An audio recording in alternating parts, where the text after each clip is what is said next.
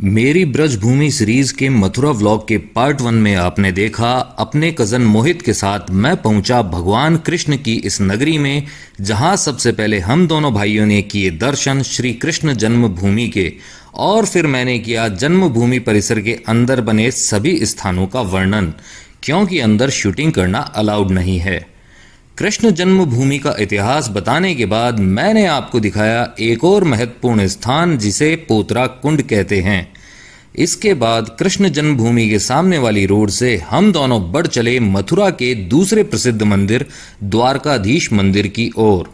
अब देखिए आगे। तो वहाँ से हम आ चुके हैं इस तरफ। यहाँ दिखाई दे रही है सद्भावना पुलिस चौकी डी गेट की, और ये रास्ता जाता है सामने वाला वृंदावन की तरफ, और इधर वाला जो रास्ता है राइट हैंड साइड वाला ये लेके जाएगा द्वारकाधीश मंदिर की तरफ। तो वहाँ सड़क से हम आ गए हैं, जो गुरु रामदास मार्ग है उसके ऊपर बढ़ रहे हैं द्वारकाधीश मंदिर की तरफ। और यहाँ मुझे दिखाई दे गया है एक पुराना सिनेमा हॉल जो मिलन उत्सव के नाम से जाना जाता था। यहाँ पर अब शादियों के पार्टियों के प्रोग्राम्स होते हैं। मोहित की भी इच्छा हो गई थी थोड़ा पैदल चल के घूमा जाए, इसलिए हमने ई रिक्शा का प्रोग्राम जो है कैंसिल कर दिया। पैदल आगे बढ़ रहे हैं। तो मथुरा की गलियों में दिखाई दे रही हैं हमें जगह जगह कचौरियाँ। इधर भी देखिए और इस तरफ भी देखिए आप। तो ये आलू की हो गई कचौरी, ये बेड़ई हो गई, और ये वाली है दाल की हो गई। ये देखिए पुरानी बिल्डिंग्स जो हैं मथुरा की।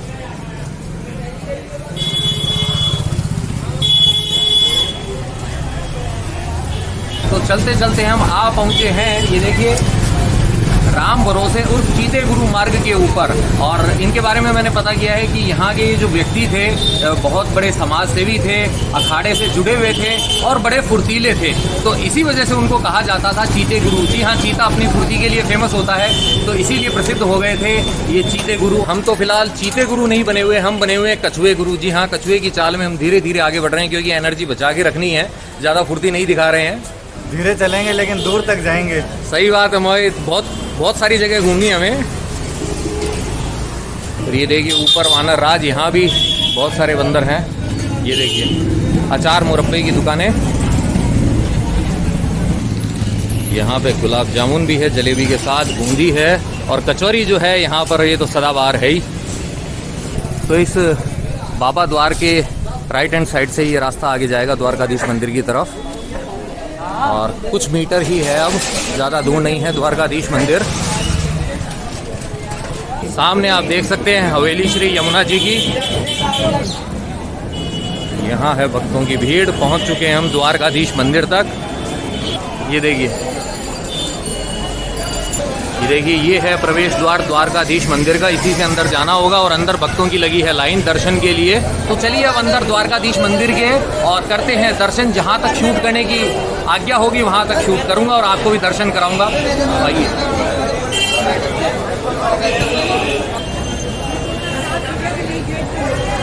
देखिए जो मंदिर की जो आरतियाँ होती हैं अलग अलग टाइमिंग्स हैं उनकी। मंगल आरती जो होती है, मंगला आरती, वो सुबह 6:30 से 7। श्रृंगार आरती होती है 7:40 से 7:55 तक।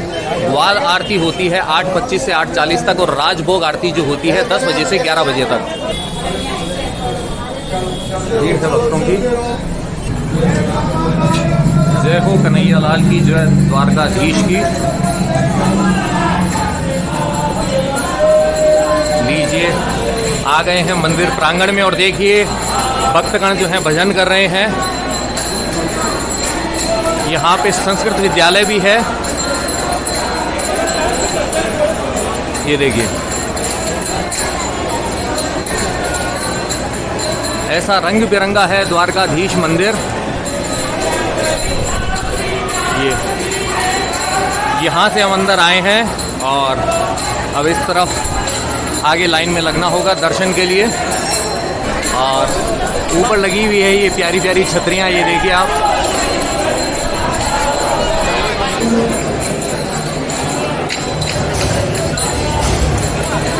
आगे तक लाइन लगी हुई है, और छत के ऊपर भगवान कृष्ण के जो जीवन प्रसंग है उनको चित्रित किया गया है।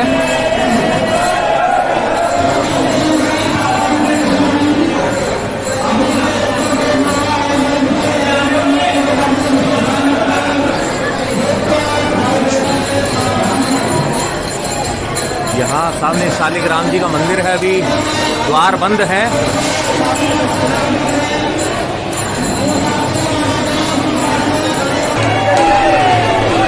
देखिए अंदर के दर्शन यहाँ कर सकते हैं आप।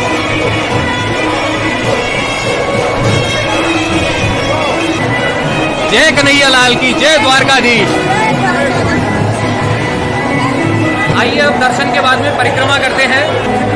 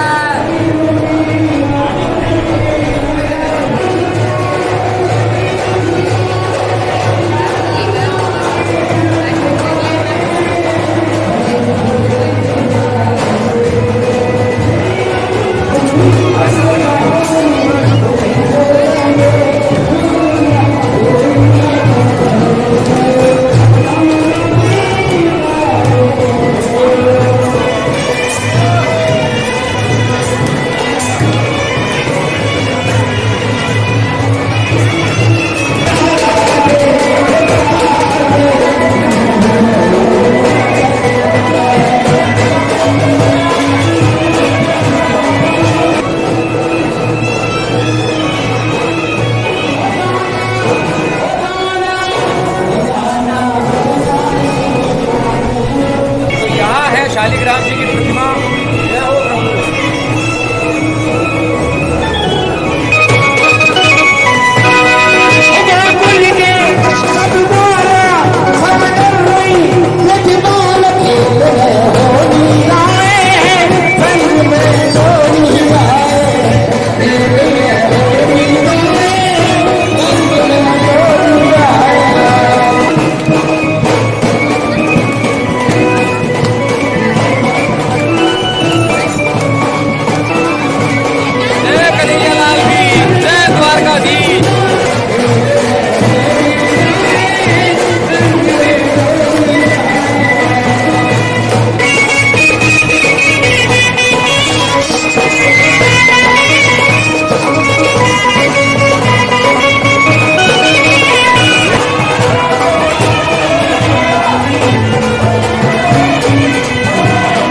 द्वारकाधीश मंदिर में दर्शन करके हम दोनों भाई निकल के आ चुके हैं। होलसेल का मार्केट था, उसके अंदर पतली गली से निकलते हुए इस स्थान पर, जहां से आप देख सकते हैं मेरे पीछे बहती हुई यमुना जी को। और अब यहां पर आराम से आपको बताता हूं द्वारकाधीश मंदिर के बारे में। वहां पर इतनी ज्यादा भीड़ थी, भजनों का भी शोर था, शोर नहीं कहूंगा मैं, ध्वनि सुनाई दे रही थी, तो उसमें मेरी आवाज आपको नहीं सुनाई देती, इसलिए मैंने डिसाइड किया कि थोड़ा दूर चल के आपको बताया जाए। तो ये जो द्वारकाधीश मंदिर है, यह मथुरा के सबसे बड़े और पुराने प्राचीनतम जो मंदिर है उनमें से एक है। और इसका जो वर्तमान स्वरूप जो आप देख रहे हैं, इसका निर्माण करवाया था सेठ गोकुलदास पारीक ने 1814 के अंदर। और ये सेठ गोकुलदास पारीक जो थे, ग्वालियर स्टेट के खजांची थे। और उस टाइम पे जो सिंधिया राजा जी वहां पे राज करते थे, वो थे दौलत राव सिंधिया जी। तो उनके समय में जो अनुदान प्राप्त हुआ था, उससे गोकुलदास जी पारीक ने यह मंदिर बनवाया था। और बाद में फिर जो वल्लभाचार्य संप्रदाय है, उसको डोनेट कर दिया गया था। तो आज भी वल्लभाचार्य संप्रदाय के जो महंत हैं, संत हैं, वो इस मंदिर की देखभाल करते हैं। इस मंदिर के अंदर द्वारकाधीश फॉर्म जो है भगवान की, उसके अंदर वो विद्यमान है। द्वारकाधीश का जो स्वरूप है, उसके अंदर भगवान की यहाँ इस मंदिर में पूजा होती है। भगवान यहाँ पर रुक्मिणी जी के साथ में विराजमान है, क्योंकि द्वारका के अंदर उनके साथ में थी रुक्मिणी जी। वैसे राधा रानी के साथ में उनके और दूसरे मंदिर है, यहाँ पर रुक्मिणी जी उनके साथ में है। तो मुख्य जो प्रतिमा है बीच के अंदर भगवान की है, द्वारकाधीश जी की। राइट हैंड साइड में वो रुक्मिणी जी के साथ में विराजमान है, और लेफ्ट हैंड साइड में उनके साथ में है उनके बड़े भाई बलराम जी। तो यह तो मुख्य मंदिर था। इसके अलावा मंदिर के अंदर ही लेफ्ट हैंड साइड में शालिग्राम जी का मंदिर भी है और मंदिर का जो प्रवेश द्वार है वह राजस्थानी शैली के अंदर निर्मित है। तो अब मैं आपको बताता हूँ मंदिर के अंदर मनाए जाने वाले खास उत्सवों के बारे में। जो इस मंदिर का प्रमुख उत्सव है वह कहलाता है हिंडोला उत्सव और यह मनाया जाता है सावन के महीने में। जी हाँ, 13 दिन यह उत्सव चलता है, जिसके अंदर गर्भगृह से द्वारकाधीश भगवान माता रुक्मिणी के साथ बाहर लाए जाते हैं और हिंडोला यानी कि झूले में उनको बैठाया जाता है। सोने चांदी के आभूषणों से किया जाता है उनका श्रृंगार। तो यह उत्सव का समय है सावन के महीने का। अगर आपका आना होता है तो आप देख पाएंगे हिंडोला उत्सव। इसके अलावा होली, दीपावली, राधाष्टमी, जन्माष्टमी, ये जो 4 और त्योहार हैं ये भी यहाँ धूमधाम से मनाए जाते हैं। तो द्वारकाधीश मंदिर के दर्शन मैंने आपको करवा दिए, साथ ही मैंने दे दी है आपको मंदिर की जानकारी। और अब मैं आपको दिखाता हूँ यहाँ पीछे से जो यमुना मैया का नज़ारा दिखता है वह, और उसके बाद में हम जाएंगे विश्राम घाट। जिस स्थान पे हम आ गए हैं यहाँ से देखिए नौका विहार करते हुए लोग दिखाई दे रहे हैं यमुना जी के अंदर, और यमुना जी के उस पार जो है कच्ची रोड है बिल्कुल, और वहाँ आप देख सकते हैं आगे एक पुल बना हुआ है जिससे रेल गुजरती है, और उस जगह है विश्राम घाट। तो क्यों विश्राम घाट है खास, वहीं चल के आपको बताऊंगा।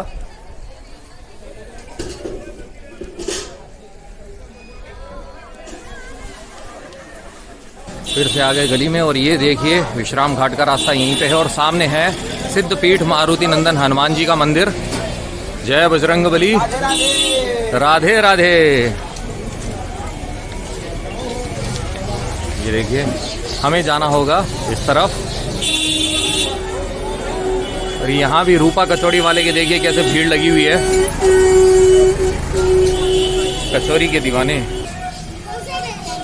ये देखिए विभिन्न प्रकार के मसाले, अंबरी पान मसाला भी है, पानी पूरी का मसाला भी है, जल जीरा भी है, चाट छोले का मसाला भी है, दाल साग का मसाला भी है, दूध का मसाला भी है, चाय का मसाला भी है।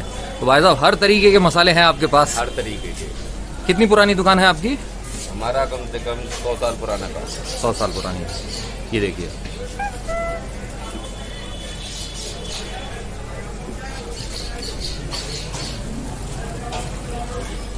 तो ये है मध्यकालीन स्थापत्य कला का सती बुर्ज, जहाँ से कंस की पत्नी ने कूदकर अपनी जीवन लीला समाप्त की थी कंस वध के बाद में। सती बुर्ज में आप यहाँ देख रहे हैं जो सामने 2 हाथियों के बीच में ये जो चक्र है इसे जन्म कुंडली चक्र कहा जाता है, जो जन्म कुंडलियों के अंदर होता है। इस तरफ आप देखेंगे तो यहाँ पर चक्र नहीं दिखाई देगा, और एक जो दिशा है उसके अंदर टोटल कहा जाता है कि 6 हैं ऐसे, और 4 दिशाओं के हिसाब से वो टोटल 24 हो जाते हैं। सती हुई थी कंस की रानी, उसके आभूषण वगैरह जो भी थे, वस्त्र थे, वो सब इसी के अंदर दबाए गए थे, ऐसा कहा जाता है। बाकी इन चक्रों का कोई नहीं जानता है रहस्य क्या है। तो यहाँ आकर मन हो गया है नौका विहार का, तो विश्राम घाट जो है आपको नौका विहार करते हुए दिखाऊंगा। और विश्राम घाट जो है वह स्थान है जहाँ पर कृष्ण जी ने बलराम जी के साथ में विश्राम किया था अपने दुष्ट मामा कंस का वध करने के बाद में। कंस खार घाट पर वध किया था और विश्राम घाट पर जाकर उन्होंने विश्राम किया था। तो अब हम भी चलते हैं नौका की तरफ और करते हैं नौका विहार और देखते हैं मथुरा के ये 25 घाट।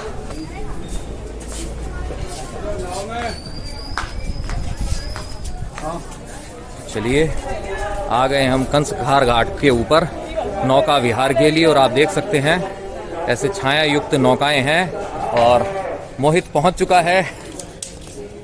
ये देखिए वहाँ है विश्राम घाट, ये है कंस खार घाट, इस तरीके से ये देखिए।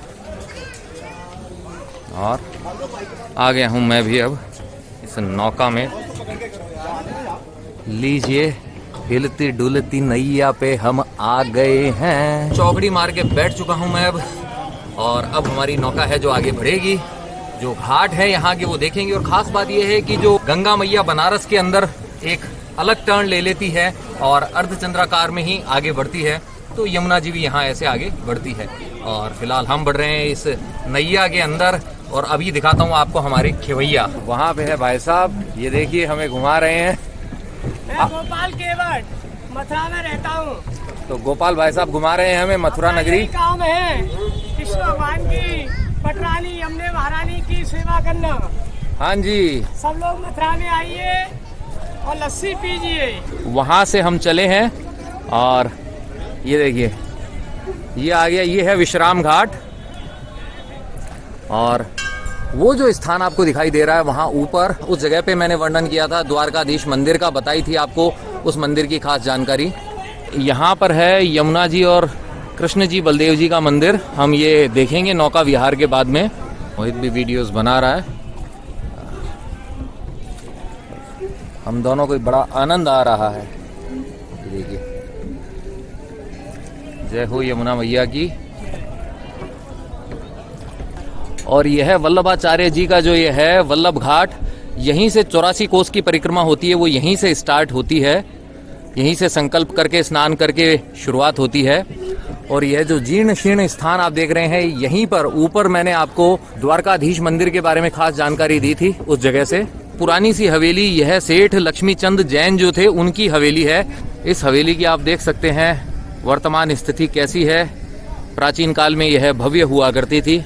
इसके अंदर जो है गणगौर माता का मंदिर है। यहाँ साल में एक बार जब पूजा होती है, गणगौर जी की पूजा, तब यहाँ पे एक बार दर्शन होते हैं। राजस्थान के अंदर बड़ी धूमधाम से मनाया ही जाता है गणगौर जी का उत्सव। और अब आप पहुंचे हैं हम अस्कुंडा घाट के ऊपर। ये देखिए सामने जो देख रहे हैं आप, ये अस्कुंडा घाट है। और ये जो मंदिर आप देख रहे हैं, यह भोले बाबा शिव जी का मंदिर है। और हालत इसकी जो है काफी खराब है, देखभाल की सख्त जरूरत है, जीर्णोद्धार इसका किया जाना चाहिए, उचित रख रखाव की सख्त जरूरत है। और यहाँ पे जो मंदिर है गोवर्धन जी का मंदिर है, उस तरफ शिव जी का एक मंदिर है और बजरंग बली का मंदिर भी है साथ में। और यह जो घाट है यह कहलाता है गुदड़िया घाट। गुदड़िया घाट के आगे अब आपको दिखाई दे रहा है यहाँ पर सूरज घाट। ये देखिए, और सूरज घाट के आगे आप ये जो देख रहे हैं, ये जो लग रहा है मस्जिद जैसा, और अब ये वर्तमान में है मंदिर। तो इसकी स्टोरी ऐसे है कि प्राचीन काल में यहाँ पर हुआ करता था मंदिर, जिसे तोड़कर मस्जिद बना दी गई थी। और उसके बाद में संतों ने फिर से उस मस्जिद को हटाकर यहाँ पे मंदिर की स्थापना कर दी। और यहाँ देखिए सामने बाबा जी दिखाई दे रहे हैं। और इस घाट का नाम जो है संत घाट है, क्योंकि संतों द्वारा बनवाया हुआ मंदिर है यहाँ पर। और यह है ईंटों की एक प्राचीन इमारत। तो ये जो आप देख रहे हैं घाट, यह कहलाता है स्वामी घाट। संत घाट के बाद में ही है स्वामी घाट। ही वह स्थान है जहां से वसुदेव जी नन्हे मुन्ने जो कृष्ण जी, नवजात कृष्ण जी थे, उनको टोकरी में रखकर यमुना जी को पार करके गोकुल लेके गए थे। तो यही वह घाट है जहां से उन्होंने यमुना जी में प्रवेश किया था और आगे गोकुल लेके गए थे भगवान कृष्ण को। स्वामी घाट के आगे आप ये जो देख रहे हैं, ये है रानी घाट, जहां पे कंस की रानियां स्नान करने के लिए आया करती थी। और यहाँ जो है फिलहाल जो घर हैं निवासियों के, वो हैं। रानी घाट के सामने जो नज़ारा है वो ऐसा है। ये देखिए, इस तरफ काफ़ी वनस्पति उगी हुई है और देख सकते हैं आप यमुना जी जो है आगे उस तरफ घूम रही है। तो यह अर्धचंद्राकार आकृति जो है, इसी के अंदर मथुरा के अंदर प्रवेश करती हैं यमुना जी और आगे जाती हैं। और सामने जो आप देख रहे हैं, ये जो किला जो दिखाई दे रहा है, यही है कंस किला, कृष्ण जी के दुष्ट मामा कंस का किला, रानी घाट से आगे आने पर। और इस तरफ आप जो देख रहे हैं, यह घाट, यह गऊ घाट कहलाता है। कहा जाता है कि वृंदावन से भगवान कृष्ण जो है दाऊ जी के साथ में यहाँ पर अपनी गायों को जल पिलाने के लिए आया करते थे। तो यह गऊ घाट कहलाता है। ये देखिए, तो यहाँ पे इस तरफ के राइट हैंड साइड के घाट हो जाते हैं समाप्त। अब हम चलते हैं वापस विश्राम घाट की तरफ और आगे दूसरे घाटों की तरफ। चलिए वापस चल रहे हैं हम।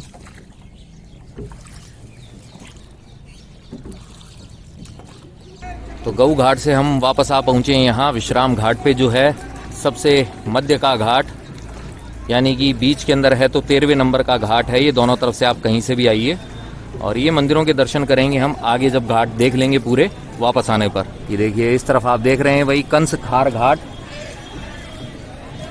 और जो सती स्तंभ है आप वो देख सकते हैं। तो कंस खार घाट के आगे ये आ गया है प्रयागराज घाट। ये देखिए, और जैसे कि नाम से आप समझ गए होंगे, प्रयागराज जो है उसी को समर्पित यह घाट है, उसी के नाम पर यह घाट रखा गया है। बनारस में भी था प्रयागराज घाट, यहाँ भी है, गऊ घाट भी है बनारस में। ये देखिए, और यहाँ पे वानर राज मजा ले रहे थे, अभी नौका का भाग गए हैं। तो बंदर काफी है यहाँ पर। यह घाट श्रृंगार घाट कहलाता है और कहा जाता है 16,108 गोपियां यहाँ पर श्रृंगार करने के लिए आया करती थी। बढ़ रहे हैं हम आगे श्रृंगार घाट से। ये जो आ गया है भोला घाट, भोला घाट को दाऊजी घाट भी कहा जाता है। और सामने आप देख सकते हैं यहाँ के प्रसिद्ध गुसाई पेड़े वाले जो हैं उनकी दुकान दिखाई दे रही है। तो एड्रेस आप समझ ही गए, भोला घाट पर आपको आना है अगर आपको खाने हैं इनके पेड़े। और मथुरा में आप कहीं जाइए आपको बढ़िया पेड़े ही मिलेंगे, बड़े प्रसिद्ध हैं। सामने ये नारायण निवास, तो काफ़ी धर्मशालाएं हैं यहाँ पर। और यहाँ पे जैसा वो आप लिखा हुआ देख रहे हैं गप्पी गुरु का अखाड़ा, तो वो जो है पीछे की तरफ है। तो उस अखाड़े को अगर आप देखना चाहते हैं तो आपको अंदर की तरफ जाना होगा। यहीं पे छनती है भांग। तो ये आप पहुँचे हम गोकर्ण घाट पर। ये देखिए, यहाँ पे भी कभी हरा भरा वृक्ष हुआ करता था जो अभी कटा हुआ है। तो देख के अंदाजा लग रहा है यहाँ तो ये पीपल का रहा था या फिर वट वृक्ष था। तो वट वृक्ष ही था, भाई साहब ने बताया, गोपाल भाई साहब ने भी। और आगे आप पहुंचा है यह राम घाट, प्रभु श्री राम का घाट। दाऊजी मदन मोहन जी की हवेली है यहाँ पर पीछे। श्री राम घाट जो है इसके आगे ये कंखल घाट है।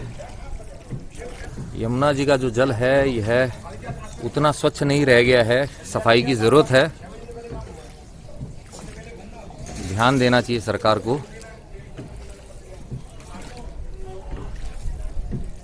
ये है दंडी घाट और यहाँ भी है एक वल्लभ घाट, लेकिन मेन वल्लभ घाट जो था वो राइट हैंड साइड पे था। ये जो घाट आप देख रहे हैं यह कहलाता है 8.5 भाई घाट। है ना अनोखा नाम? क्यों है अनोखा नाम, मैं आपको बताता हूँ। तो यह 8.5 भाई घाट इसलिए कहलाता है क्योंकि यहाँ पर होते थे 9 भाई, जिनमें से 8 भाइयों की हो गई थी शादी, एक भाई रह गया था कुंवारा। तो कहते हैं ना कि शादी होती है तभी आपका जीवन पूर्ण माना जाता है। तो 8 का जीवन हो गया था पूर्ण, एक भाई का रहा था अपूर्ण, इसलिए यह घाट कहलाता है 8.5 भाई घाट। तो 8.5 भाई घाट के आगे 3 छतरियां ये जो बनी हुई है यह बंगाली घाट कहलाता है। अंतिम घाट है यह। तो लीजिए आगे बंगाली घाट से नौका विहार करते हुए हम आ गए हैं वापस विश्राम घाट की तरफ। और नौका से उतरने के बाद में भाई साहब को टाटा बाय बाय कहने के बाद में आपको दर्शन कराएंगे वहां पर माँ यमुना के मंदिर के। बस भाई साहब ने दर्शन अच्छे से कराया। मुझे एक ही चीज अखर रही है कि भाई साहब भी धूप में बैठे हैं, हमको छाया में बैठा रखा है और खुद धूप के अंदर बैठे हैं। हमारा ना सेवा करने का काम है सरकार। नहीं, बस आपके सिर पे भी ऐसी छाया होनी चाहिए। तो आपका जन्म यहीं का है? हाँ यहीं का है सर जी, मथुरा का ही जन्म है। आपको बता दूं, मथुरा में 4 काम हो जाते हैं उसका मुक्ति हो जाती है। या मथुरा में जन्म हो जाए उसकी मुक्ति होती है, मथुरा में शादी हो जाए उसकी मुक्ति होती है, मथुरा में मरण हो जाए उसकी मुक्ति होती है, एक मथुरा में यज्ञ पवित्र जनेऊ हो जाए हाँ जी, उसकी मुक्ति होती है। तो जीवन के 4 महत्वपूर्ण जो कार्य हैं इनमें से अगर कोई सा भी आपका कार्य हो गया है तो आपकी यहाँ वैसे ही मुक्ति हो जाती है। तो मथुरा नगरी के बारे में आपको एक और बात बताना चाहूंगा कि मथुरा की जो 4 दिशाएं हैं उनके अंदर चारों दिशाओं में भोले बाबा का एक एक मंदिर है। तो यह वाली जो दिशा है इसके अंदर है पिपलेश्वर महादेव। तो पहले यहाँ माँ यमुना के मंदिर के दर्शन करते हैं, बाद में चलेंगे उस मंदिर की तरफ और उसके बाद में देखते हैं मथुरा के और स्थान।